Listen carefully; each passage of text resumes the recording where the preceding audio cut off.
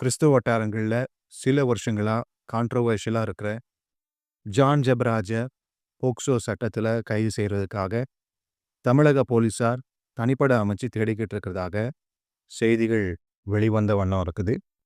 ஏற்கனவே ஜான் ஜெபராஜுடைய திருமண வாழ்க்கையில போய்கிட்டு இருக்கிற பிரச்சனைகள் எல்லாருக்கும் தெரியும்னு நினைக்கிறேன்.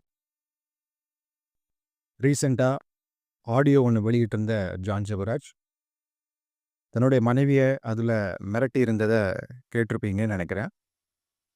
அதில் தன்னை பற்றி வெளியே ஏதாவது தன்னுடைய மனைவி சொன்னால் வேற மாதிரி காரியங்கள் போகுங்கிற மாதிரி மிரட்டியிருந்தார். இந்த நிலையில் நியூஸில் வர்றது பார்த்தா ஜான் ஜெபராஜுடைய வீட்டில் வச்சு இந்த பாலியல் சீண்டல் நடந்திருப்பதாக நமக்கு தெரிய வருது.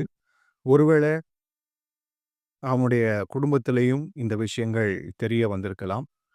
அதனால தான் இவ்வளவு பிரச்சனைகள் கடந்த சில மாதங்களாக கூட உண்டாகியிருக்க வாய்ப்பு இருக்குது.